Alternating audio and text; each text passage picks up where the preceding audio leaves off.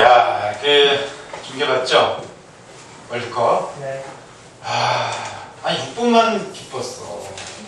너무 짧았던 거야 이게.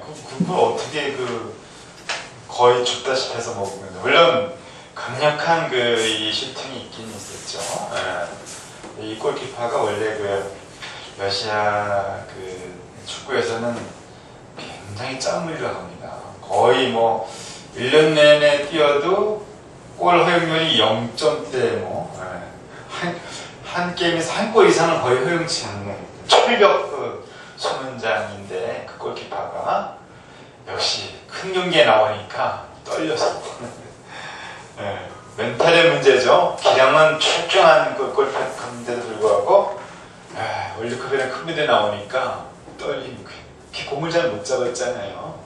그래서 나는 KBS 이연표 표스트라다무스 일명 쪽집게.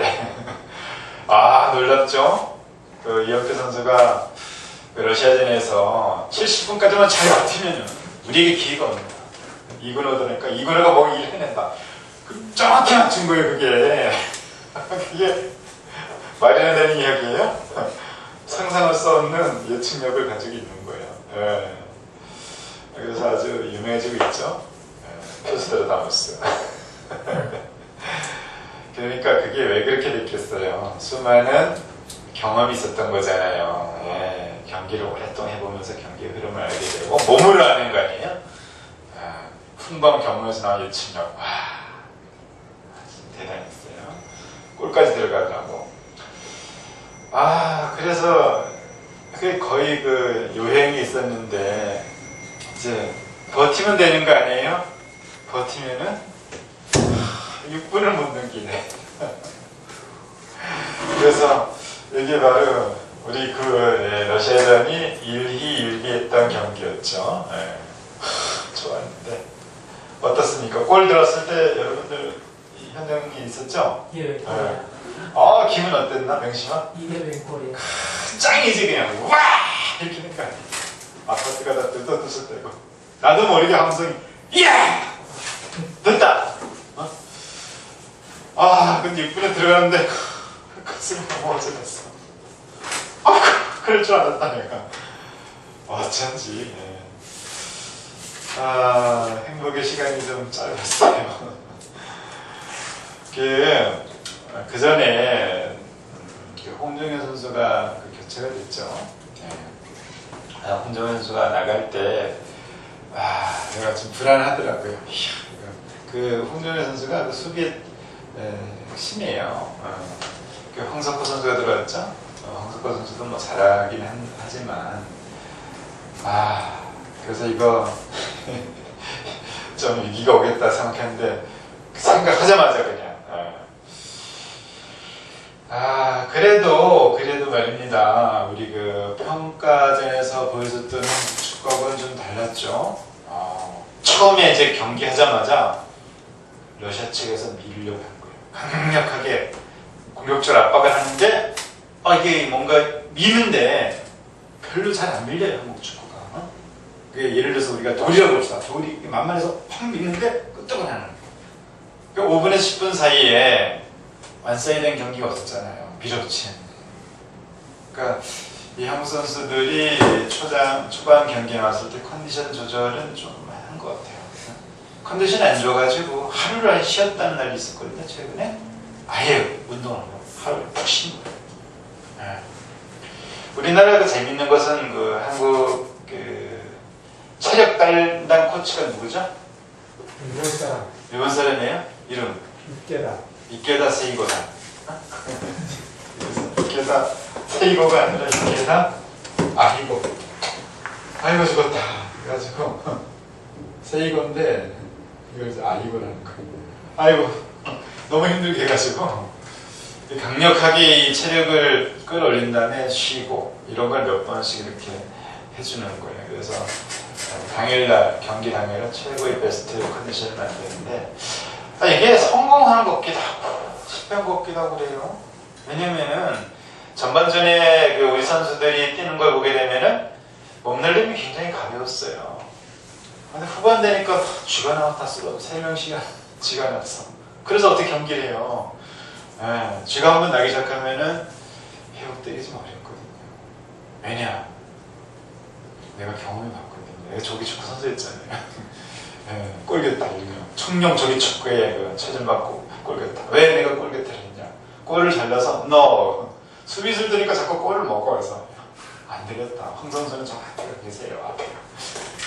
그래서 내가 어쩔 수 없이 달동네 골격타예요. 뒤에 수비를 놓으면 이게 계속 골이 들어가니까 수비를 못해서 앞으로 가세요. 그래서 이게 골격타하고 제가 그 전후반을 뛰어본 적이 있어가지고 쥐가 나는 걸 경험을 봤거든요. 그러다 내가 베스트 11에 속할 때가 있습니다. 언제? 비 오는 날. 비 오는 날 선수들이 안 오잖아요. 10명에서 11명 채우기 어렵습니다. 내가 가면 11명이 채워지거든요. 그래서 어쩔 수 없이 비 오는 날은 선수들이 안 와서 11명 베스트 11에 들어가는 거예요. 화창한 날은 당연히 후보 선수죠. 후보 베스트 11이 후보. 비 오는 날은 제가 반드시 참석합니다. 내 자리가 있기 때문에. 그날 뭐 내가 간다 그러면 난리 간다! 하지 마, 장 선수 하지 말라고. 들어오라고. 경기가 안 되잖아요. 우리 예전에 항상 있어요. 이 세이고상이 그 2009년도에 그 20세 이하 월드컵 거기서 체력 코치를 맡았고 또 2012년이었죠. 우리가 그 올림픽에서 동메달 딸 때요. 3사전에서 일본 격파하고 동메달 땄잖아요. 그때도 이 체력 코치였어요. 그래서 우리 홍 감독이 굉장히 이 세이고상을 신뢰합니다. 그래서 일본에 3번 갔다 그러잖아요. 상고초요. 3번 가서 좀 도와달라고 왔는데 이제 봐야 되겠어요. 이제 우리 체력 관리가 어떻게 잘 됐는지 이번에 알제리전에서 선수들 뛰는 거 보면 이제 알 수가 있죠. 그래서 이런 거예요. 자, 우리가 이 축구를 할 때 보면은 기본이 뭘까요? 두 가지로 본다면 기술, 체력. 이것이 기본일까요? 체력이 기본이에요. 그렇죠? 그래서 우리가 한번 살아갈 때 기본을 중시하면은 어떤 그 수많은 그 변수들을 극복할 수 있거든요. 근데 기본은 체력이죠. 말단은 기술이다. 이거 우리 히딩크 선수가 가르쳐 준 거잖아요. 우리는 그때 그 체력이 좋고 기술이 없는 줄 알았는데 히딩크 감독이 와가지고 야, 한국 선수는 기술 좋아. 체력이 약해. 체력을 길러놨더니 갚아냈잖아요. 그래서 이 부분 중요하다는 거. 그리고 홍 감독이 얘기한 것처럼 평가자는 평가자를 부르다 얘기했는데 이번에 나는 개인적으로 홍 감독의 성적을 잘했으면 좋겠어요. 잘해서 16강 진출하고 8강까지 간다면 홍 감독이 뭐 4, 5년은 그냥 맞는 거 아닙니까? 어쩌면 10년 맞출 수도 있고 우리나라의 명장이 좀 탄생됐고 한국 축구가 이렇게 자꾸 감독이 바뀌다 보니까 선수들도 적응하기 어렵고 가급적 리더는 조금 시간을 가지고 오래 끌고 나가는 게 좋거든요. 그런 이제 바람이 있습니다. 내일 모레 월요일 4시 그때 우리가 또 마음을 모아서 응원을 한번 보내봅시다. 그렇게 열심히 해도 지면 어쩔 수 없죠 뭐. 그렇죠?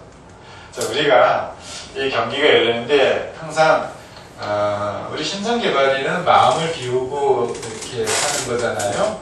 하시막도 소위 말해서 동요복음에 나와 있죠. 마음을 비우면 도약한다. 마음을 비우면은 도라는 건 뭐예요? 즐거운 거죠. 즐거운 거예요. 도가 즐거움이 없다면은 도 통해서 뭐 할 건데요, 도대체? 우리가 살아가는 이유는 뭐냐? 즐겁고자 살아가는 거예요. 행복하고 사는 거. 이게 같은 얘기 아닙니까? 자, 생활의 즐거움이에요. 그렇죠?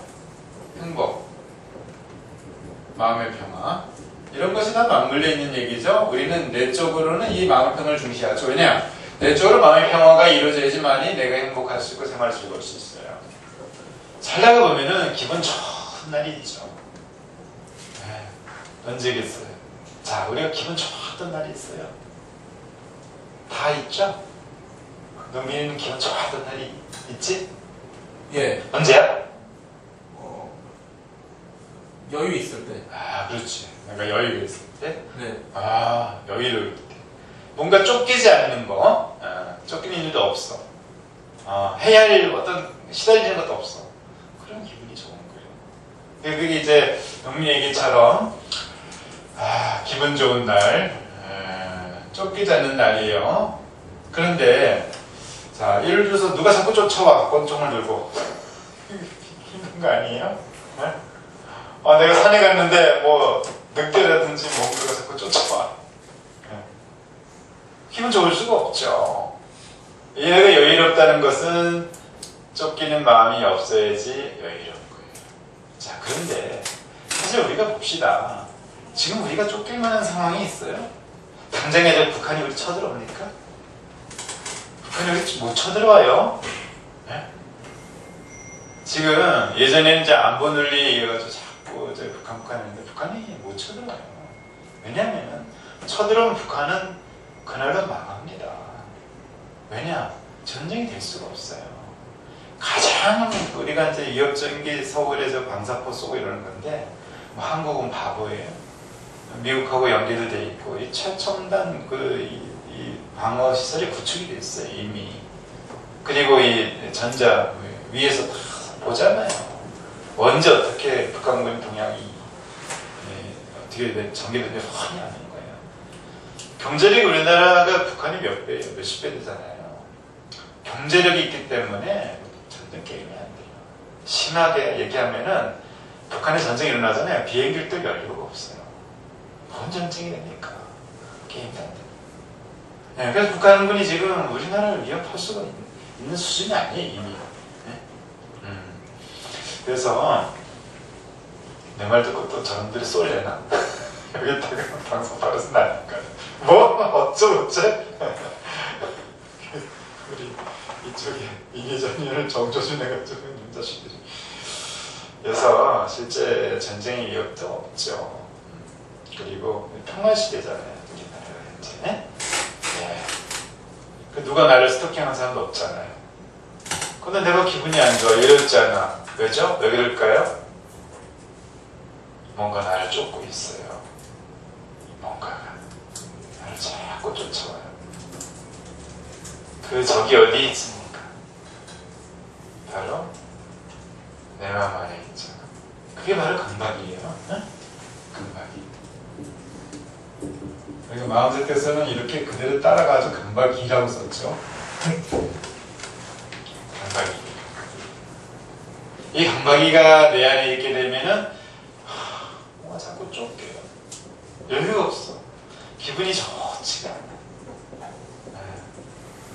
그래서 우리가 공부한다는 것은 이 강박이라는 이 마음 때를 씻어내자.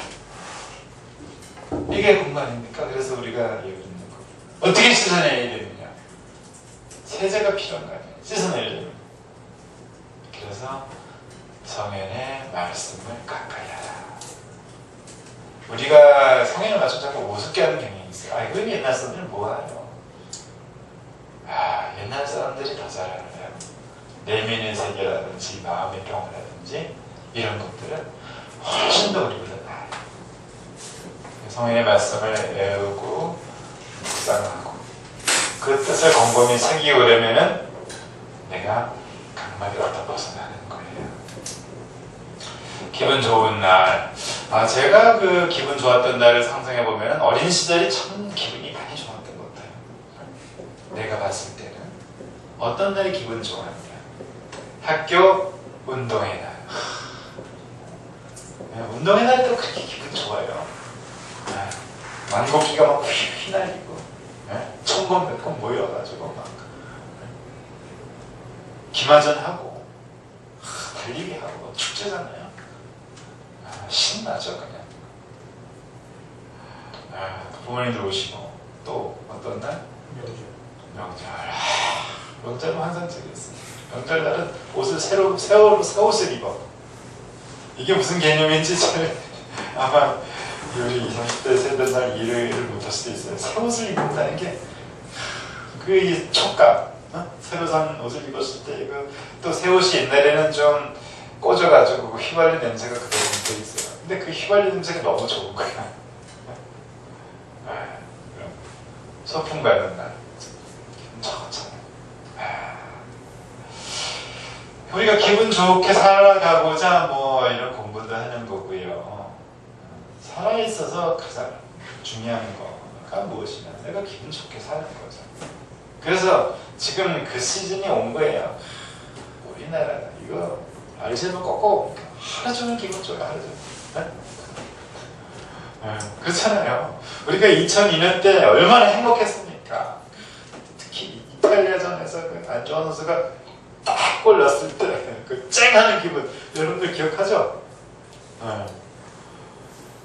대단했어요. 나도 그 같이 봤는데 주변에 사람들과 그래서 헤딩골 넣고 거리를 나왔는데, 야, 이 거리가 천국이에요 그냥. 왜 이렇게 행복한지 모르겠어. 가는데 딱 나도 이제 그 모여가지고 경기를 보고 딱 나와서 가는데 거리 전부 다 축제 분위기에서 그냥 빵빵 빠바방 하면 옆에 차도 빵빵 빠바방 나도 빵빵 빠바방 계속 누르면서 온 거예요. 아무도 뭐라 그러지 않아. 이건 뭐 웰카심 올리는 이런 거 없구나. 축제 분위기에 들떠가지고 전 국민들을 그렇게 기쁘게 할 수 있는 게 뭐가 있겠어요. 이 월드컵 축구밖에 없는 거예요. 이번에 우리가 그 세월호의 그 아픔도 있고 그래서 참 일승을 한번 했으면 좋겠어요. 그 일승하게 되면 아마 세월의 아픔 느끼는 걸 가족들도 잊을 거고 잠시 시련을 잊고 뭔가 기분도 좀 풀고 또 털어낼 건 털어내야죠. 아프면 아픈 거지만. 그래서 우리 일승을 기대하는데 또 어떻게 보면은 우리가 일승하면 알제리는 어떻습니까? 죽을 탓이겠죠. 그죠? 한국 때문에 알제리 국민들은 또 한국 때문에 졌다고 이럴 거 아닙니까? 그래서 그렇게 저렇게 우리가 이제 상대가 기록고 내가 즐거운 거, 이것이 또 한번 생각해 볼 만한 문제죠. 그런데 스포츠는 어차피 뭐 이렇게 전쟁이 아니잖아요. 스포츠는 얼마나 아름다워요. 그냥 공이 골망함으로 들어가는 것밖에 없잖아요. 누가 희생당하는 사람도 없고. 그래서 한쪽이 즐겁다면 해볼 만한 경기죠. 우리가 이 축구를 보면서 더 즐겁기 위해서는 그래 우리가 알제리 이기면은 굉장히 행복하고 기쁘겠죠. 그런데 지면 어떻겠어요? 지면은 우울할 거 아니에요. 이렇게 기대했다가 월요일날 오전 아니 월요일날 4시에 만약에 지면 월요일날 이제 출근 월요병도 있는데다가 하고 축구했어. 이러고 싶겠어요? 그만 짜증스러운 거예요. 누가 말 붙여도 그냥. 그래서 우리가 이 기준을 이기고 지는데 둔다면은 단지 이기는 데만 기준을 두면은 행복할 수도 있지만은 불행할 가능성도 많아요. 왜냐하면 이길 확률은 뭐 많이 잡아봤자 60%밖에 더 되겠어요. 어쩌면은 거꾸일 수도 있어요. 우리가 이길 확률이 30%일 수도 있어요. 알제리가 만만치 않아요. 지면 어떻게 하겠어요? 이기는 뜻과 모든 승부를 걸게 되면은 질 때 이 마음은 어떻게 다스리겠냐고요. 이 우울함은, 이 불안감은. 그래서 이제 우리 심장개발인들은 이기고 지는 것 한번 넘어가 보자 라고 우리가 이제 생각을 하고 그거를 도전해 보는 거예요. 이기면 이겨서 좋지만 저도 인정해 주자. 뭐 우리가 지금 알제리 국민들은 기쁠 거 아니에요. 그런 생각도 하고. 그런 방법이 뭐냐? 그게 바로 마음을 비우는 거다. 기대치를, 허심이라는 거는 기대치를 내리는 거죠. 내려보는 거예요.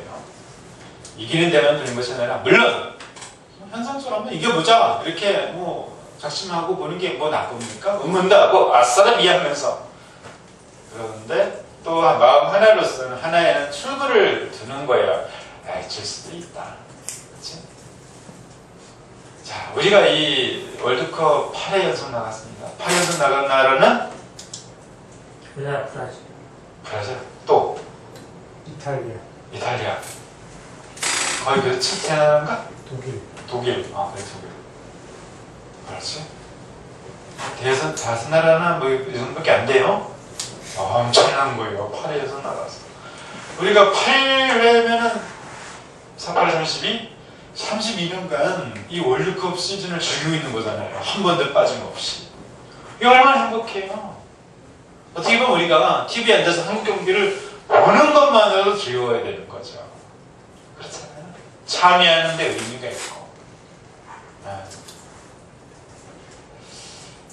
졸전을 한다면 좀 우리가 기쁘기는 어렵죠. 최선을 다해서 나오는 결과에 대해서는 어쩔 수 없는 거잖아요. 그리고 그렇게 최선을 다해서 내 뜻속에서 열심히 뛰었다 하면은 여한이 없죠.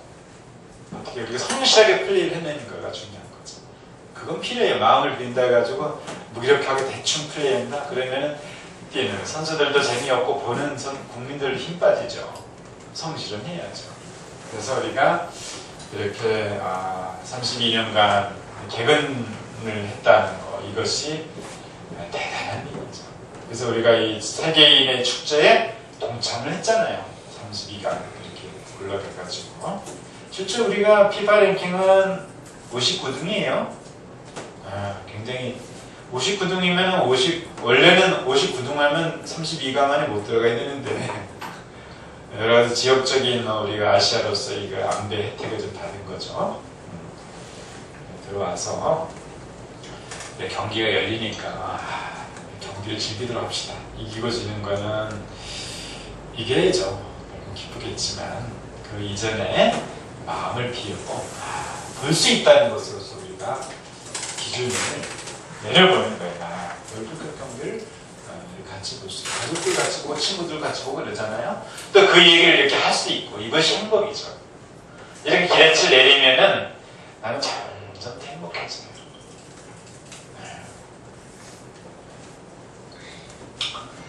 그렇습니다. 이런 마음을 우리가 가질수록 내 생활은 즐거워지고 보다 더 행복해지고요. 내 마음은 평화롭고 기분이 자꾸 좋아집니다. 내가 아무리 청춘이고 여러분들 지금 청춘이잖아요. 저도 청춘이에요. 우리 영포님도 청춘이에요. 이 청춘이잖아요. 청춘이 뭐겠어요? 걸어다닐 수 있으면 청춘이죠. 너무 나이가 들어와서 걸어다니기 힘들어. 꼬부랑 이렇게 멍텅이가 누워만 있어. 청춘을 부를 수는 없잖아요. 이 청춘이라는 놀라운 자산을 가지고 있는데도 불구하고 난 마음이 우울해요. 그렇다면 이게 뭔가 이상한 거 아니에요? 내가 많이 가지고 있어도 이 청춘이라는 큰 재산을 가지고 있어도 내가 우울하다면 무슨 소용이 있겠어요? 내가 재산이 아무리 많아도 아프고 기분이 다운된다면 무슨 의미가 있겠냐 이거예요. 내가 기분 좋은 게 중요한 거예요. 기분 좋은 날로 살아가는 것만큼 중요한 게 없는 거예요. 천상천하에 내가 제일 중요하다. 석가세존이 얘기했잖아요. 내가 오늘 평화로운 거, 오늘 내가 기분 좋게 살아가는 거, 이거보다 왔다는 없어요. 이거 최고죠. 내일이 와야지 오는 거죠. 실제는 봐봐요. 오늘만 존재해요. 오늘만. 세상은 오늘만 존재합니다. 내일은 어떻게 될지 몰라요. 그러니까 우리는 오늘 하루 기분 좋게 살 것인가만 집중하는 게 가장 실속 있게 살 수가 있어요. 오늘 기분 좋게 살면 내일도 기분 좋게 사는 확률이 많죠. 왜냐? 내일은 오늘이 이어지잖아요. 오늘 기분 좋았으면 그 감정이 이어져서 내일로 갈 거 아닙니까? 오늘 웃고 오늘 우리가 기분 좋게 살아보는 거예요. 그러려면은 기대치를 쭉 내리는 게 좋죠. 내가 원하는 거. 숨 쉴 수 있고 이렇게 성인의 말씀을 들을 수 있고 그게 이제 우리를 행복하게 할 수 있는 거죠. 행복할 수 있는 이유는 충분한 거죠. 이 기대치가 잘 안 내려가요. 이 고집이 많아가지고. 뭔 욕심이 많은지. 내가 오늘 행복하지 않다면, 내가 오늘 기분이 좋지 않다면요, 미안하지만 내 욕심이에요. 기대치가 너무 많은 거예요. 그 기대치가 많은데 자기는 몰라요. 그러면서 이렇게 남들 다 그만큼 살지 않냐고. 그러면서 그거 자꾸 따라가래요. 남들 다 통장에 1억 있지 않냐고. 나는 지금 9천만 원밖에 없네. 나 1,000만 원이 없어. 괴롭다. 그런 고민하고 똑같은 걸 하는 거예요. 기대치가 높은 거예요. 우리가 이걸 인정하는 게 수양인이에요. 아, 내가 오늘 기분이 많이 꿀꿀하고 뭔가 좀 찝찝하고 답답하고 뭔가 기분이 안 좋아. 그러면은 내가 욕심을 부리고 있구나. 이렇게 인정을 하는 게 수양인이에요. 그럼 수양인이 된다는 것은 그런 의미가 있고 그런 각오가 있고 그런 생각을 가져야지 수양인이지. 내가 뭐 오늘 기분이 안 좋은데 나 원래 그래 이렇게 생각한다면 뭔 수양이 되겠어요? 인정을 하자는 거죠. 아, 내가 욕심이 많구나. 원래는 내가 오늘 기분이 상한 게 정상이에요. 많은 사람들이 다 그냥 그저 그렇고 쏘고 이러니까 그게 정상이었는데 천만이에요. 원래 정상은 기분이 좋아야 되는 거. 왜? 이 지구에 태어났잖아요. 이 지구에서 살아가잖아요. 드넓은 이 우주 안에 이런 패러다이스에 들어와서 살고 있으면 기분이 좋아야 되는 거 아니에요? 여기가 천국이에요. 패러다이스는. 기분이 안 좋은 게 이상한 거죠. 그래서 우리가 겸허하게 내가 7점에 사로잡혀 있구나. 욕심이 많구나. 그럼 이걸 내가 어떻게 내리지?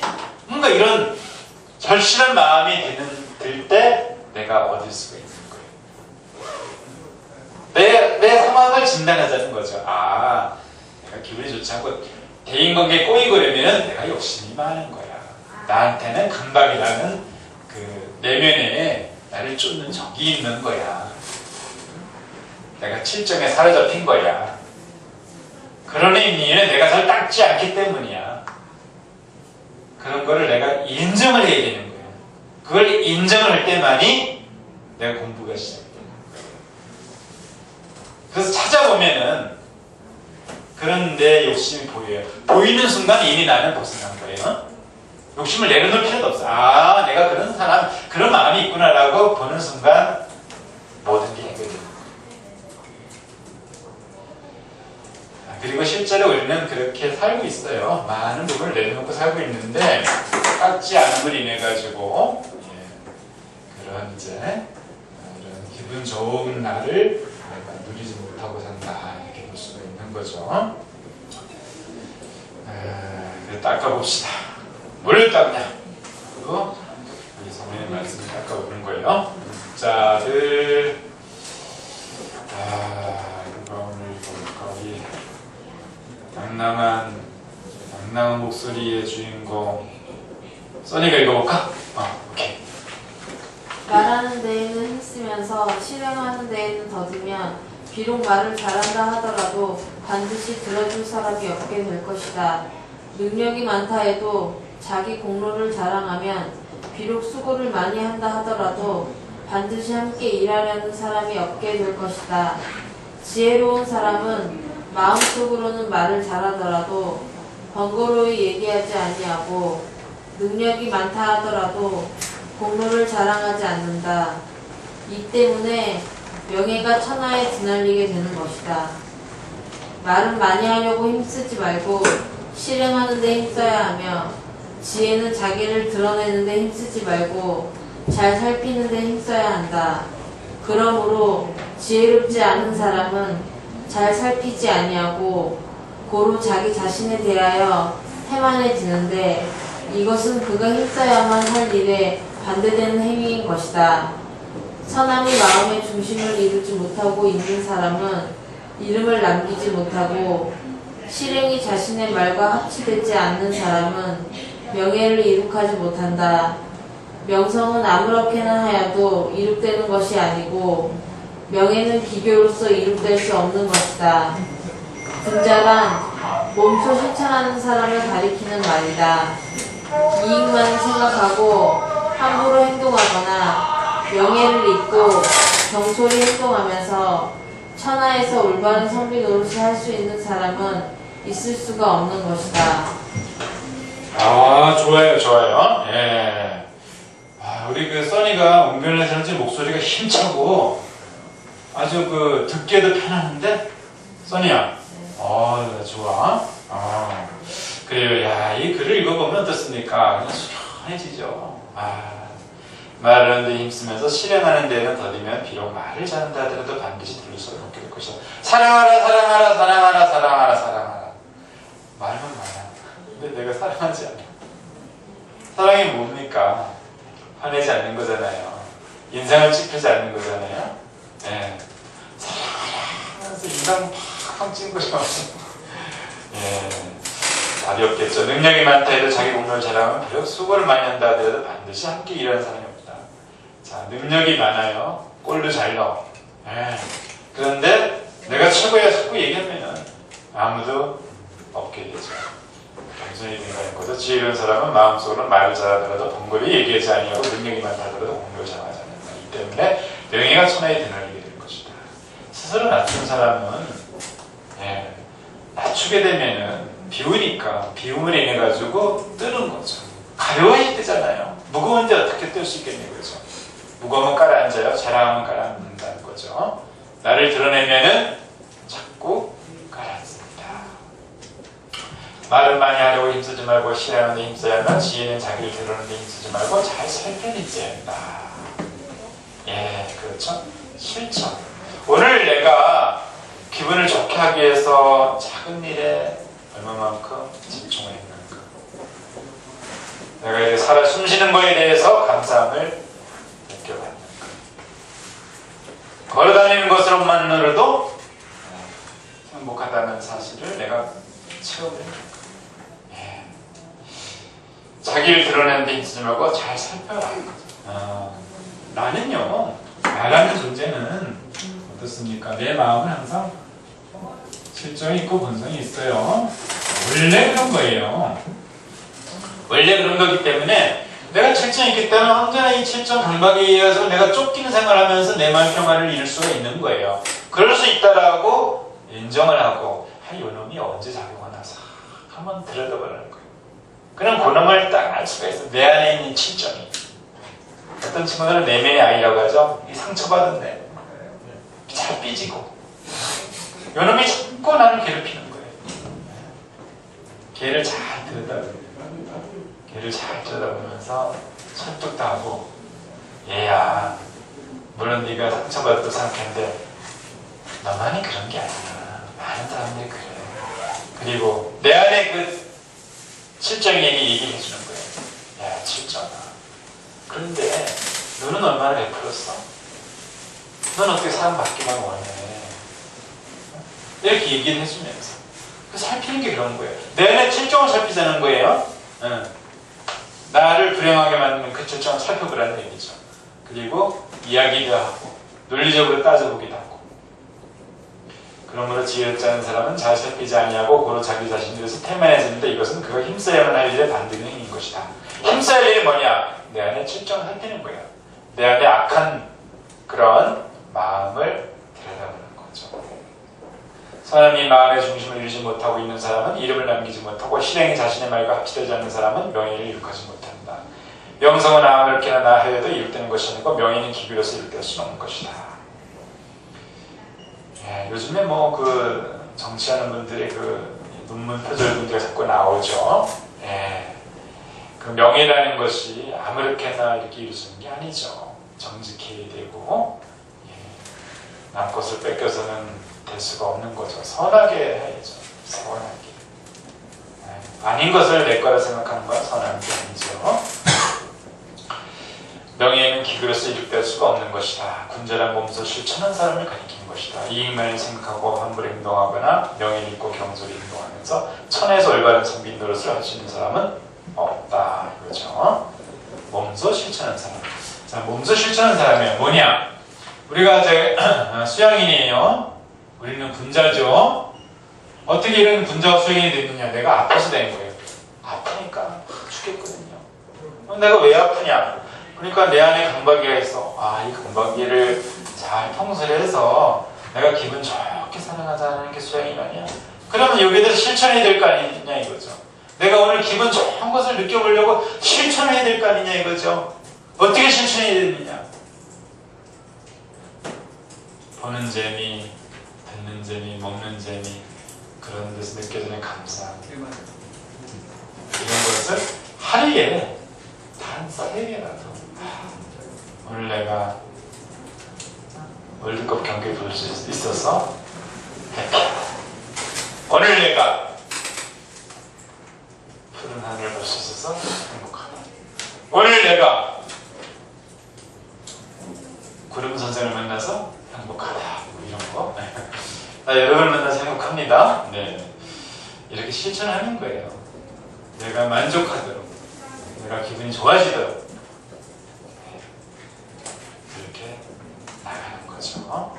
마음의 중심을 잡는다는 것은 본성의 근거에 생각하는 거죠. 정말 인정해보고요, 반성해보고, 또 겸허해보고 이러면 내가 행복해져요. 믿고 맡기면 행복해지죠. 이니 잊으신 그대로 살면 행복해져요. 그게 마음의 중심을 보는 거죠. 두 번째 문장을 동민이가 읽어보자. 그렇다면 무엇으로서 다스리는 법도를 삼으면 좋을까? 그 앞에지? 그 목자가 말했다. 묵자가 말하였다. 천하에서 일하는 사람은 법도가 없어서는 안 되는 것이니 법도가 없으면서도 그의 일을 이룩할 수 있는 사람은 없다. 비록 선비로서 장수나 재상이 되려는 사람이라 하더라도 모두 법도가 있으며 비록 여러 공인이 일을 한다 하더라도 역시 모두 법도가 있는 것이다.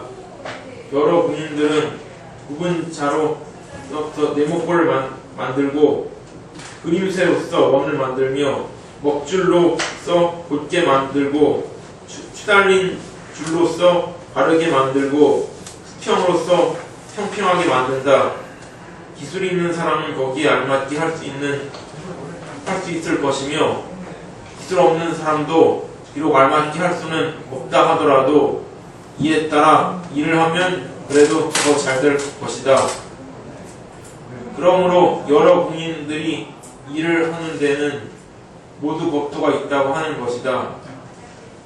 지금 큰 사람은 천하를 다스리고 있고 그 다음 사람은 큰 나라를 다스리고 있는데 그들이 법도가 없다면 이것은 여러 국민들의 분별력만도 못하게 된다. 네, 잘 읽었어요. 그 법도라는 걸 얘기하는데 천하에서 일하는 사람 법도가 없어서 안 되는 것이다. 법도, 그렇죠? 어디 가나 이 수칙이 있고 법도가 있어. 이것을 잘 지킬 때 왜 여러 사람들이 함께 할 수가 있는 거예요. 내 혼자 방 안에서 산다고 봅시다. 뭐 그렇게 지킬 만한 법도가 별로 없잖아요. 법이라는 거는 두 사람 이상 필요할 때 꼭 필요한 거예요. 그리고 사실은 우리는 내 혼자 살더라도 내 내면의 법을 따르자는 것까지 우리는 적용하는 거예요. 이 법이라는 거는 뭐 물숫자에 따라 갈고자잖아요. 물 흐르는 데는 물 흐름처럼 우리가 살아가자는 것이 법이에요. 요즘에 얘기하는 여기 이 헌법 이런 것도 법이지만은 여기서 얘기하는 자연법이죠. 내 마음의 평화를 위해서 지켜야 될 부분들이 있어요. 자, 우리가 자연치유센터 이런 데서 이제 머물게 되면 법도가 있어요. 수칙이 있어요. 첫째, 술, 담배 금지예요. 그다음 인터넷, 핸드폰 이런 거 일단 당분간 금지하는 거. 네. 그리고 내가 먹을 밥 내가 만들어 먹는 거예요. 반찬도 같이 만들어 먹고 이게 법도예요. 설거지 내가 하는 거예요. 네. 이런 걸 지키는 거예요. 이런 걸 지켜야지만이 민폐를 주지 않아요. 그리고 행복해지고. 그래서 어디 가나 법도가 있지 않나. 이것이 바로 최소한의 자연 예절이죠. 우리가 얘기하는. 우리가 내적 속이 자연 예절을 지키자는 게 이 법하고 관련이 있는 거죠.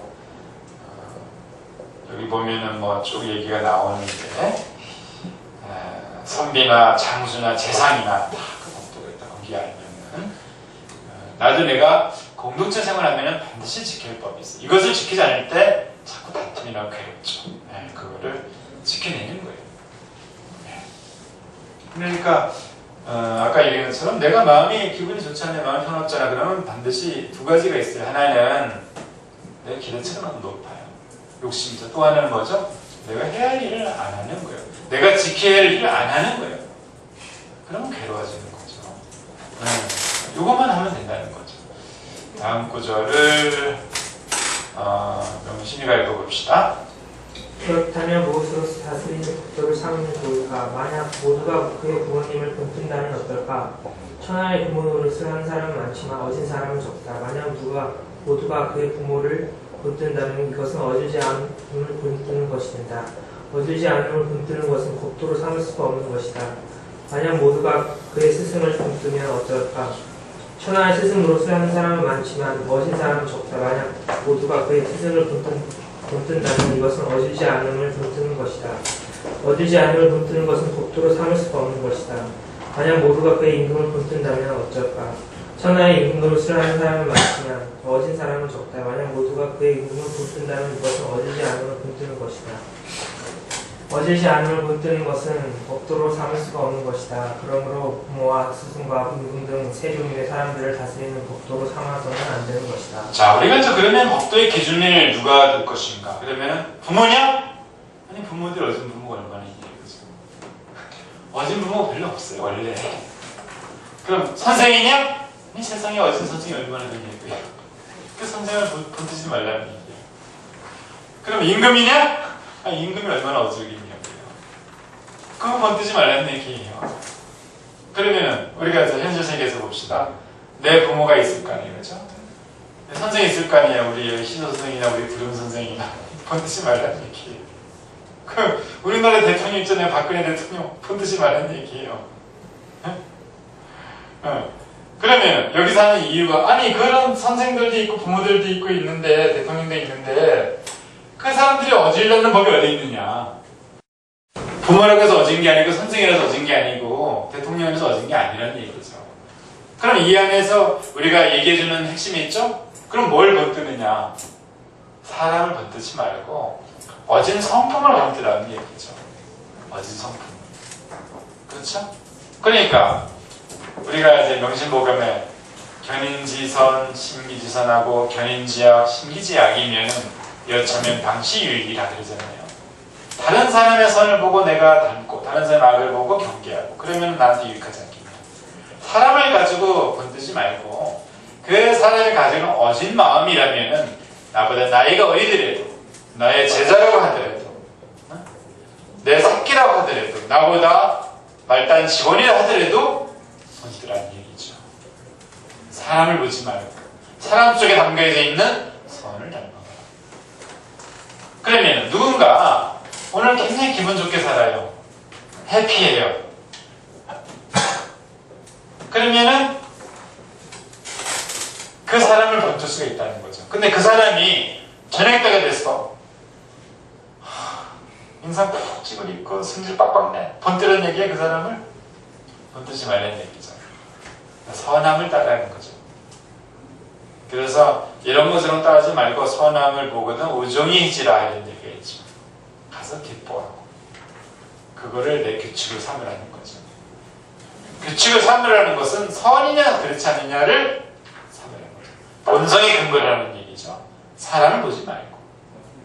그래서 우리가 사람을 본뜨게 되면 항상 실망해요. 왜? 기준이 틀렸기 때문에. 사회생활 하다 보면은 누군가 여러분도 이 부름 선생이 훌륭하다고 인기 훌륭하다고 오다가는 개탈납니다. 네?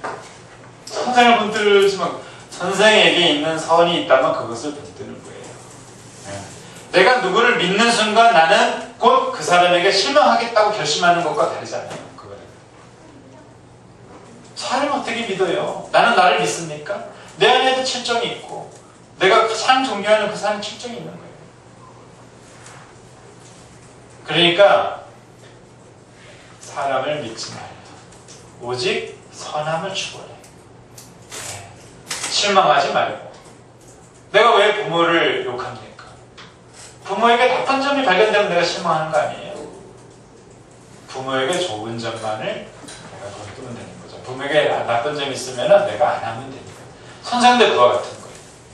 선생님의 좋은 점을 본뜨는 거예요. 이게 정확하게 얘기를 해주고 있죠. 아주 우리가 헷갈린 부분을 정확히 교정해주고 있습니다. 네. 자, 그 다음에 독서법으로 갑니다. 영권님 읽으실까요? 책을 읽다가 의문을 갖는 것은 진실로 좋은 일이다. 의문이 작으면 발전도 작고 의문이 크면 발전도 크다. 실로 이는 바꾸지 못할 가르침이다. 하지만 의문에만 힘을 쏟고 밑바탕이 정해지지 않으면 마음의 실마리가 점차 어두워져서 치료를 얻기가 어렵다. 내 생각은 이렇다. 독서에서 비록 자득이 중요하지만 자득한 뜻을 앞세워 마음속에 바로 놓아두면 그 패단이 선의 가르침에 대해 먼저 잘못된 점만 찾으려 드는 혐의가 있을까 걱정이다. 그러므로 마땅히 이미 이루어진 가르침에 의거하여 되풀이해 읽고 침잠하여 오래도록 깊이 음미한 뒤에 그래도 의문이 끝내 가시지 않는다면 또 스스로 내 한때의 거칠고 얕은 식견이 어찌 선배보다 나을 수가 있겠는가. 이는 반드시 내 생각이 잘못된 것이다 라고 여겨야 한다. 그러므로 나서 다시 또 오래 읽었는데도 의문이 끝내 풀리지 않으면 우리로서 질정하고 생각에게 물어서 지극히 마땅한 구별점을 구해야 한다. 만약 내 견해가 그다지 틀리지 않았다면 또한 하나의 주장을 갖출 수가 있다. 하지만 이것으로 자족해서 선배를 가볍게 보는 습관이 들면 안 된다. 학이라는 글자는 서병의 10명에 처음 보인다. 그 말은 이렇다. 오직 배워 뜻을 겸손하게 한 뒤에 옛 가르침과 롯들의 말에 대해 허심탄회하게 받아들여야지 이를 가로막아 버리는 패단이 있어서는 안 된다. 이것이 만세의 학자들이 최초로 학문할 때 받아들여야 할 지극한 가르침이다. 가만히 배우는 자를 살펴보니 수십 권의 책을 읽어 몇 권의 의리를 강구하여 약간 얻은 것이 있다 싶기만 하면 마침내 사사건건 선배의 허물을 찾으려 든다. 심지어는 편장의 훈고에 있어서도 조각조각 찢어발겨 이러저리 뽑고 찢어 노더기로 만드는 나무랑을 원치 못할 지경이 되니 이는 실로 통렬하게 징계해야 할 지경이다. 아, 그렇죠. 네, 이제 안정복 선비의 그 이야기인데요. 참, 우리가 책을 읽을 때 어떤 마음자세를 가질 것인가.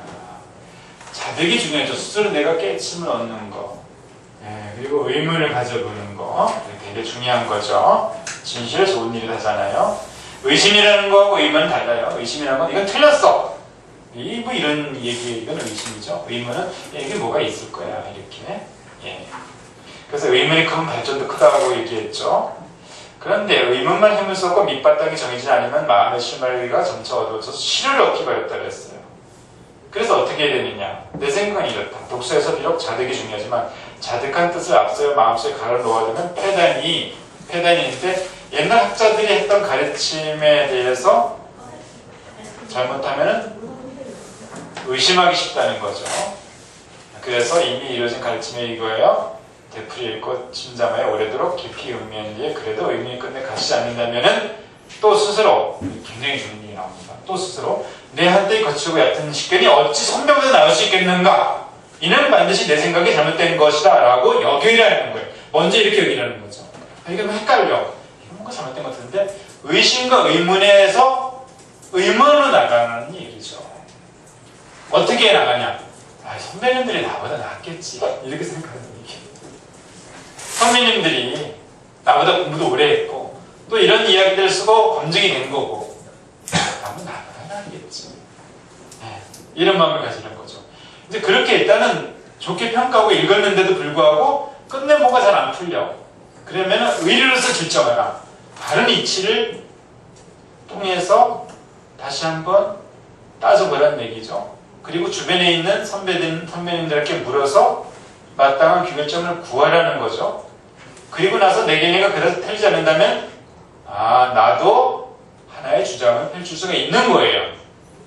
그런데도 불구하고 내가 하나의 주장을 펼칠 수 있는 논리적인 근거를 가졌음에도 불구하고 거기에 자족해서 선배를 가깝게 보는 습관이 들면 곤란하다 이거야. 그래도 선배들을, 선유들을 인정하는 거죠. 그 서양사회도 보면은 왜 프로이드가 칼융이 있잖아요. 그래서 이 칼융이 프로이드의 영향을 많이 받았죠. 그런데 나중에 결별을 했어요. 시각이 너무 달라가지고. 그런데도 불구하고 프로이드가 죽고 나자 칼융이 하는 이야기가 너무나 훌륭한 분을 이뤘다 이렇게 얘기를 하거든요. 서양사회에서도 그렇게 이제 그런 게 있어요. 그리고 뭐 프로이트가 뭐 칼융의 제자는 얘기인데 제자는 아니었고요. 뜻을 갖췄던 사람이죠. 그래서 조금 그래도 프로이트가 먼저 있던 사람이고 칼융은 나중 사람이고. 그러니까 우리나라에도 제가 마음식 쓴 것처럼 율곡 선생, 또 뭐 태계 선생, 그 고봉 선생 이렇게 있잖아요. 그 이야기들이 서로 의견이 다를 때는 막 치열하게 싸운 것 같아도 서로 존중해주고 그게 중요한 거예요. 내가 어떤 견해를 얻었다 하더라도 그전의 사람들을 무시하지 말라는 얘기죠. 학이라는 게 뭐냐? 서경에는 이렇게 나온다는 거죠. 오직 배울 뜻을 겸손하게 한 뒤에 옛 가르침과 법들의 말에 대해 허심탄회하게 받아들여야지 이를 가로막아버린 폐단이 있지 않는다. 자기가 좀 안다고 해서 옛날 사람들을 무시한다? 그건 정말 바보 같은 일이에요. 거기도 내가 의론을 뭐 새롭게 밝혔다 하더라도 그 밝힌 거는 선대 업적에서 반영한 것이지 내가 혼자 내는 게 아니라는 거죠. 그리고 예전 학자들이 좀 잘못했던 거 있다 하더라도 나는 뭐 완벽합니까? 그래서 누구든지 완전히 잘못된 사람이 없고 완전히 옳은 사람은 없어요. 그게 해동의 작동리 이야기 아닙니까? 우리가 왜 마음이 괴롭습니까?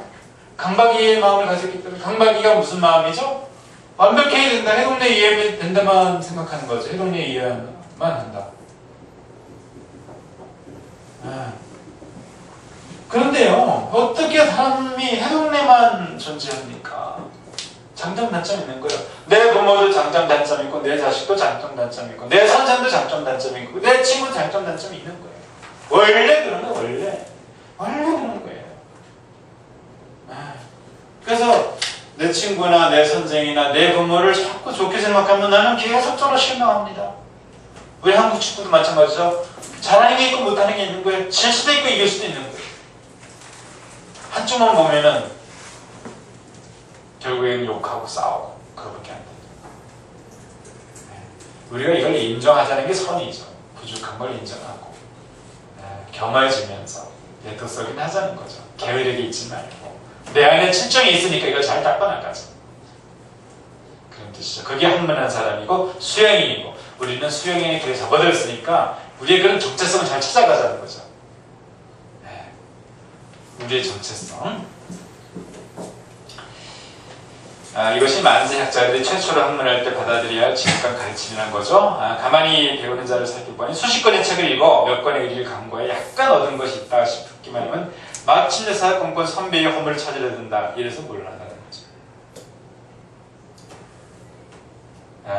우리 여기 이미재 선생들이 심성개발행을 창안했다고 해가지고 우리가 성인의 말씀 무시합니까? 아니잖아요. 성인의 말씀 저는 이렇게 생각해요.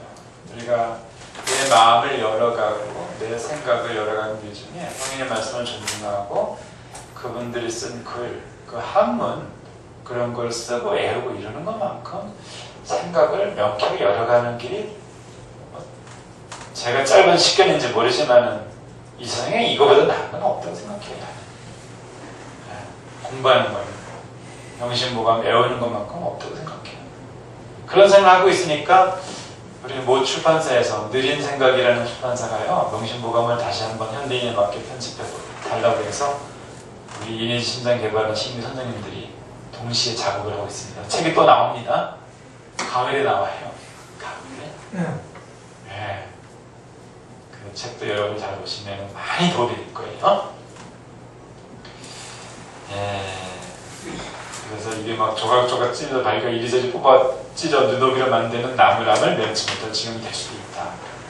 우리가 공부하는 사람은 항상 선현들의 생각, 선현들의 말씀을 존중하자. 내가 똑똑해도 거기에 묻히지 말자라는 얘기를 하고 있습니다. 하계리가 세계 명언을 읽어봐요. 강력한 원칙에 근거하지 않은 채 매우 어리석은 짓을 한 자는 아무도 없다. 굶주림 앞에서는 어떠한 두려움도 인내도 염치도 미신도 신념도 원칙들도 전혀 맥을 못 춘다. 아, 그래요. 여기서 이제 강력한 원칙 근거하는 채 매우 어리석은 짓을 한 자는 아무도 없다. 자, 여기서 우리가 이제 구분할 점은요. 어리석은 짓을 한 사람도요. 핑계 없는 무덤이 없다고 나는 원칙을 지켰어라고 얘기해요. 원칙을 지켰다고. 네?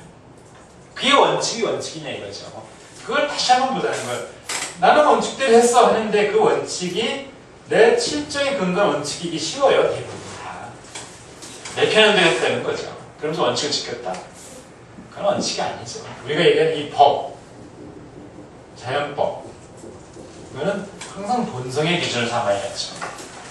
그러니까 내 원칙이 틀릴 수 있다는 것을 늘 우리가 깨어있어야 되겠죠. 굶주림 앞에서는 어떠한 두려움도 인내도 염치도 미신도 신념도 원칙도 전혀 맥을 못 춘다. 참 이런 거죠. 내가 여러 가지 사상도 있고 원칙도 있어요. 근데 배고프면은 그게 무슨 소용이 있겠냐 이거죠. 그러니까 모든 원칙을 무력화시키는 것이 그런 거 아니에요? 내가 배고픈데 그게 뭐가 중요하냐? 자, 이거는 배고픔이 중요하다는 얘기를 하는 게 아니라 내가 가지고 있는 모든 원칙들은 어느 한순간 다 깰 수가 있는 거예요. 공허하다는 얘기를 하는 거예요. 그래서 세간만사 계시공허에 종일 영이 계시 망상이라고 하잖아요. 그러니까 종일 영이 중시하는 것도 전부 다 망상일 수 있다는 거예요. 그러니까 내가 원칙을 세웠다지 원칙에 너무 사납지 말라는 얘기죠. 원칙을 세워서 그 원칙대로 간다면 내가 평화를 되는데 뭔가 괴로운 게 많아. 종일 영이 계시 망상이다. 이 얘기를 이렇게 풀어서 얘기하고 있는 겁니다. 삼성이가 읽어봐요. 법은 정직한 일을 명령하고 불효한 것을 금지하는 올바른 원칙에 불과하다. 사랑의 법칙은 원칙이 없다. 그래요. 법이라는 것은 정직한 일을 명령하고 부정직한 것은 금지하는 올바른 원칙이다. 원래 그 정통법이라는 것은 정직한 일을 명령한다. 부정직한 것은 금지한다. 이게 뭐겠어요? 자, 본성이 정직하잖아요. 자, 내가요. 자세히 보세요. 내 마음이 무엇을 원하냐 이거죠. 내 마음이 원하는 게 뭘까? 평화죠. 그렇죠? 행복이에요. 맞습니다. 내가 즐겁게 사는 걸 원해요. 내 마음이. 이 마음에 정직해보자는 거예요. 우리가 심정교육 공부는. 별거 아니에요. 내 속에 있는 마음이 그렇게 살길 원하지 않냐 이거죠. 평화롭게 살기 원하고 즐겁게 살기 원하는 거예요. 거기에 정직해보자. 부정직하게 살지 말자는 내 칠정이 원하는 거, 내 자존심, 남에게 인정받는 거, 돈, 명예 이건 칠정이 원하는 거잖아요. 부정직한 거예요. 이거는 정말 내가 원하는 것은 본성이라는 거죠. 그렇게 사는 게 법이라는 거예요. 사랑의 법칙은 원칙이 없다. 사랑의 법칙은 원칙이 없다. 자, 그러면은 이 단어라는 거는 해석하는 거예요. 사랑이라는 게 본성이잖아요. 사랑하는데 칠정의 그런 여러 가지 잣대들이 뭐가 필요 없어요. 뭐가 필요해요? 아니 내가 행복하고자 하고 내가 평화롭고자 한다면은 자, 내 칠정은 이렇게 원칙을 정했어요. 과거에 나에게 상처를 주는 그 놈, 나쁜 놈은 시리다. 부모가 돼가지고 나한테 말 그렇게 할 수 있어. 절대로 나는 이거 용서치 못해. 하면서 결심한 그 원칙이 있어요. 그 원칙은 뭔 소용이 있어요. 내가 행복하겠다는 그 쓸데없는 건 버려버리면 되는 거죠. 내가 행복한 것만큼 중요한 게 있어요. 내가 마음이 평안한 것만큼 소중한 거거든요. 내 마음의 본성에 정직하지. 내 마음의 보호자 정직하다면 그까짓 다 발로 쳐버릴 수 있잖아요. 나를 괴롭게 하는 과거의 기억, 경험 덩어리뿐이야. 지금 나는 내가 어디 있냐고요. 여기 있잖아요. 이 세상에. 여기 있는데 왜 과거의 기억 속에서 맺혀져 있는 거죠? 왜 자꾸 미래로 달려가는 거죠? 오늘만 살면 되는데 오늘 하루 사는 게 얼마나 쉬워요. 내가 행복하길 원한다면 오늘만 살면 돼. 오늘 내가 만족할 수 있는 거 찾아가고 에너지가 남으면 내일 고민하는 거예요. 너무 많아. 너무 짐이 많아. 과거의 상처 끌고 다녀요. 미래에 대한 부담감 또 이고 다녀. 당연히 힘들죠. 오늘 어떻게 삽니까? 그 무거운 짐을 가지고. 필요가 없다는 거예요. 사랑의 법칙에는 그따위 실정이 정한 그런 원칙 따위는 필요가 없다는 거예요. 쳐버리는 거예요. 던져버리라는 얘기예요. 소용없다는 거죠. 그 다음에 우리 오송님이 한번 읽어주세요.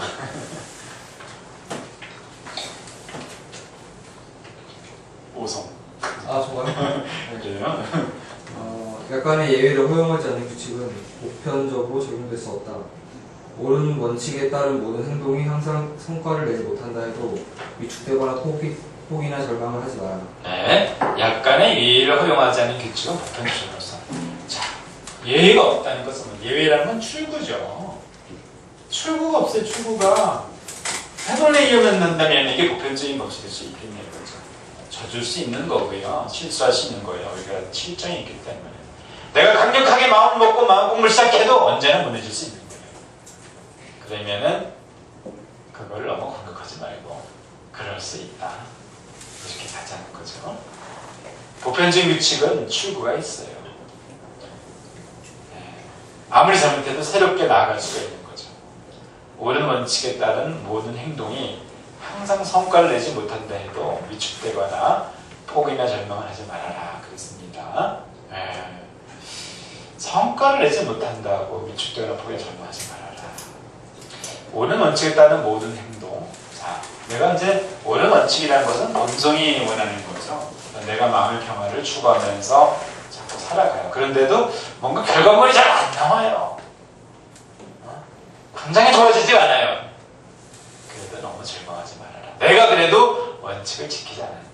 본성이 원하는 대로 본성의 정직함을 따라가지 않았느냐. 여기에 만족할 수 있잖아요. 농부의 마음처럼 농부들은 수확량이 적든 말든 그냥 만족하고 살아요. 아마존이든 어디든 요즘에도 원시 시대로 살아가는 그 부족들이 꽤 있더라고요. 이제 그런 프로그램, 다큐 프로그램을 보게 되면은 사냥을 나가요. 고기를 잡으러 나가는데 어떤 날은 많이 잡히고 어떤 날은 적게 잡혀요. 그 사람들 하는 이야기가 이래요. 적게 잡히면은 오늘은 적게 먹으라고 자연이 이렇게 우리에게 하는 거라고 이 얘기해요. 안 잡히는 날은 어떻게 얘기냐면 오늘은 굶어야 되는 날이니까 봅니다. 이렇게. 성과에 대해서 그렇게 괴로워하지 않더라고요. 그것도 오늘 내가 사냥을 나갔고 내 탓을 왜 하지 않았냐. 내일 내가 성과가 없다 하더라도 오늘 나는 한 그루의 사과나무를 심겠다는 거. 이런 사람은 어떻게 당해냅니까? 우리가 이런 마음을 가지고 살아가자는 거죠. 너무 결과에 집착하지 말고 내가 그래도 내 본성대로 살려고 노력하지 않았냐. 자꾸 그렇게 살면은요 행복해져요. 우리가 행복해보자 이 공부하는 거예요. 다음 구절을 날개가 읽어볼까요? 위대한 행동은 위대한 기회에서, 위대한 기회는 위대한 원칙에서 나온다. 자신의 원칙을 지나치게 고집하는 사람은 아무도 만나지 않게 될 것이다. 위대한 행동은 위대한 기회. 위대한 기회는 위대한 원칙이 나온다. 위대한 기회. 위대한 기회가 왔어요. 월드컵에서 우리가 16강 갔으니 기회가 왔어요. 이 기회를 잡으려면 원칙을 잘 지켜야죠. 원칙. 원칙을 잘 지키고. 모든 일에는 원칙이 있죠. 그래서 이제 원칙이 뭐겠어요? 축구에서 가장 축구를 잘하는 팀은 공통점이 있죠. 뭐겠어요? 패스 성공률이 높다 이거예요. 패스를 잘 안 하는 팀은 거의 다 져요. 패스를 잘 해야 되니까. 자, 우리가 패스라는 건 무슨 뜻이죠? 상대를 지나가다. 그래서 주는 거예요. 건네주는 건데 상대를 믿을 때만이 패스가 아니에요. 상대를 존중할 때만이 패스하지. 상대방의 선수는 11명인데 내 혼자 어떻게 됩니까? 서로 믿고. 그러니까 패싱이 뭐 2대1, 1대2 패싱하면서 이 장벽을 뚫어나가잖아요. 그게 존중이에요. 그런 원칙. 축구의 원칙은 존중이에요. 모든 영역에서 존중과 인정이라는 것은 축구에서도 존중하고 인정하기 때문에 패싱할 수 있는 거예요. 우리가 조기 축구 하다 보면 그게 잘 안 돼요. 안 믿어, 못 믿어. 패스를 안 해줘. 자기 혼자 다 알아요. 그게 조기 축구와 프로 축구의 차이예요. 프로 축구는 패스를 하는데 조기 축구는 웬만하면 자기 발재간에 의해서 다 제끼려 해요. 혼자 하프라인부터 밀고 들어가가지고 넣으려고 해요. 네? 조기 축구에서도 하수가 있고 고수가 있는 거예요. 조기 축구에서 조금 잘하는 팀은 패스가 좋아요. 근데 이제 막 창단지 조기 축구는 자기 혼자 다 하려고 해서 절대 패스 안 합니다. 그래서 그런 이제 원칙, 존중의 원칙이라는 거죠. 자신의 원칙을 지나치게 고집하는 사람은 아무도 만나지 않게 되시다. 그래서 자기 혼자 골 먹고 자기 혼자 골 넣으려는 사람은 절대로 끼워주지 않죠. 감독이 잘라버려요. 왜냐하면 팀플레이에 저해가 되거든요. 경기라는 것은 축구든 야구든 팀플레이가 잘되어야지만 경기가 되거든요. 내가 똑똑하고 패싱 안 해. 자기 혼자 다 하려고 그래. 네. 자기가 골을 넣을 수 있어도 동료가 더 좋은 위치에 있으면 밀어주는 거예요. 네. 그게 제일 중요한 거죠. 월드컵의 첫 경기인가요? 누가 기가 막히게 흘려줘가지고 뒤에서 슈팅한 게 어느 나라죠? 이탈리아요. 아, 이탈리아였나? 피르로. 흘려서 뒤에 저런 찬스가 왔지? 이야, 그런 거요. 예, 상대를 밀어주는 거. 고집하지 않는 거잖아요. 다음 구절을 성심이가 허무주의자는 어떠한 권위 앞에서도 머리를 숙이지 않고 어떠한 원칙도 자신의 신조로 삼지 않는다. 허무주의자. 야, 여기서 허무주의자가요. 여기 부정적인 의미가 아니에요. 굉장히 긍정적인 의미예요. 여기서 허무주의자라는 거는 세간만사 계시 공허를 인정하는 사람이에요. 네? 다 공허하다는 걸 인정하는 사람. 깨달은 사람 얘기하는 거예요. 어떠한 권위에 위해서도 앞에서도 머리를 숙이지 않는다 했어요. 아무리 권위를 내세워도 그게 다 허망한 데는 알기 때문에 거기에 머리를 숙이지 않아요. 그리고 어떤 원칙도 자신의 신조로 삼지 않아요. 예. 어떤 생각도 틀릴 수가 있기 때문에 원칙을 삼지 않는 거예요. 그러면 성인의 말씀을 틀 수 있냐? 성인의 말씀은요, 이런 게 성인의 말씀이에요. 성인의 말씀 자체가 주장하는 게 없어요. 성인의 말씀 자체가 내가 옳다라고 강력히 항변하지 않아요. 그런 게 성인의 말씀이에요. 그러니까 성인의 말씀은 원칙 없는 원칙이에요. 그리고 원칙은 원칙으로 삼을 수가 있는 거죠. 성인의 말씀은 스스로가 비워져 있어요. 성인의 말씀은 절대로 단단한 원칙이 아니에요. 텅 비어있는 그런 원칙이기 때문에 우리가 이 원칙만큼은 내가 정말 변함없는 내 삶의 철학으로 받아들일 수가 있는 거예요. 맞잖아요. 성인의 말씀이 뭐겠어요? 바로 내 마음이 내 본성이 진정 원하는 대로 살아보자는 것을 얘기하는 거예요. 성인의 말씀이 옳다는 것은 내 마음이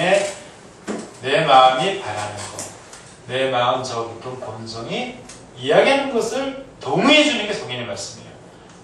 여러분 마음속에서 행복하게 원하지 않습니까? 여러분 마음속에서 평화롭기를 원하지 않습니까? 그러니까 여러분이 원하는 대로 살아가십시오라는 것이 성인의 말씀의 핵심이에요. 여러분들이 괴로운 것은 여러분이 원하는 대로 살지 않기 때문에 괴로운 거예요. 그런 것은 여러분이 원하는 원칙은 실정이기 쉽습니다. 여러분 내면 속의 진정한 욕구, 내면의 평화를 추구하는 여러분의 욕구를 충족시키십시오. 그래야지 여러분은 행복해집니다라는 것이 성인의 말씀이에요. 어떻게 우리가 동의하지 않을 수 있겠어요? 내 마음을 그대로 얘기해 주면 돼요. 사람이라는 것은 본성대로 살 때 사람이 되는 것입니다. 실정대로 살게 되면 동물이 되는 거예요. 라고 얘기하고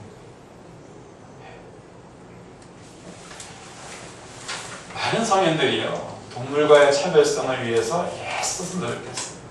사실은 우리가 동물의 마음을 보니까 동물들도요 인위의 지심이 있어요. 제가 닭을 키워보면은 닭에도 인의 마음이 있구나 걸 제가 알 수가 있어요. 제가 닭을 한 5년을 키웠어요. 어릴 때도 키워봤지만 내가 그때 군시할 때 옥상에다 키웠는데 닭이 자꾸 번성해가지고 나중에는 감당이 안 돼서 내가 항복했어요. 농장에 다 갖다 주고 손 털었는데 닭이요 한 달 동안에 자식에게 정성을 다 하는 거예요. 모기가 있게 되면요 뿅아리가 옆에 오잖아요. 모기가 있으면 자기가 안 먹어요. 여러분 닭이 닭대가리 아니에요. 이 닭대가리 하는데 닭대가리만도 못한 경우 많습니다. 잘게 쪼아줘 잘게. 네? 병아리가 오게 되면 잘게 쪼아서 병아리 먹게 해줘요. 안 먹어요. 네. 그게 뭐예요? 그 본성 아니에요? 자기 혼자 처먹으면 그 출정 아니에요. 닭에도 본성이 있는 거예요. 그래서 성인들이 이렇게 저렇게 쏴져버리니까 닭이나 사람이나 똑같아요. 이걸 아는 거예요. 너무 괴로운 거예요. 그러니까 사람이 사람답다는 거, 사람이 동물하고 차별되는 것을 좀 더 밝혀야 되겠다라고 치열하게 그 논증을 해가지고 이런 걸 만들어 놓은 거예요. 나는 사람이고 싶다는 거죠. 그래서 동물도 그런 본성이 있는데 사람이라면 어떻게 해야 되겠냐 이 얘기를 한 거죠. 더욱더 그것을 노력하지 않겠냐. 그리고 내가 사람으로서 사람의 부재에 맞게 살 때 행복한 거예요. 물고기는 물에 있어서 행복하고 새는 하늘에서 행복하고요. 사람은 사람답게 살아야 행복한 거예요. 그것이 존중하는 거, 약자를 보호하는 거요. 상대방의 의견을 물어보는 거, 남의 단점을 공격하지 않는 거, 이런 것이 아름다운 삶이고 내가 그렇게 살아갈 때 나는 오늘 하루를 기분 좋게 살 수 있는 거예요. 그거를 내일부터 실천하는 것이 아니라 오늘부터 실천하는 것이 하루의 수양입니다. 여기까지 하고요. 소감을 들어봅시다. 청심. 제가 스스로 잘났다고 생각하거나 그런 것도 많았었는데 닭도 저보다 나오게 다 모든 걸 그렇게 존중하고 살아요. 훌륭합니다. 박수! 자기에게서 배운다. 좋습니다. 나에게. 제가 요즘에 그래야만 한다는 그런 어떤 생각이 있었는데 그게 욕심이라는 것을 인정하고 기대치를 내리도록 노력하겠습니다. 훌륭해요. 기대치 내리기. 기대치 내리면은 내가 원하는 대로 사라진다. 오성이. 네, 저도 저렇게 돌아올 수 있는 시간이 된 것 같습니다. 좋아요. 선생님. 오늘 평화롭게 살 수 있도록 노력하겠습니다. 깔끔합니다. 박수. 한결이. 인의의 지신이라는 본성의 덕목을 좀 더 키워나가야겠습니다. 그래서 사람이 되겠다. 좋습니다. 영감이 나왔어. 허심학도의 수양인이 되기 위해서 노력하겠습니다. 그래요. 네. 오늘 영신. 세상은 오늘만 존재한다는 걸 깨닫고 마음을 평온하게 해야겠습니다. 좋습니다. 써니. 마음을 덥게 하고 내떡하게 하는 행사를 말을 지르게 냅뒀으니까 강력합니다. 나이스. 형님. 인위예제를 따라야겠습니다. 그래요? 본성대로 살아서 내가 행복해지겠다. 오늘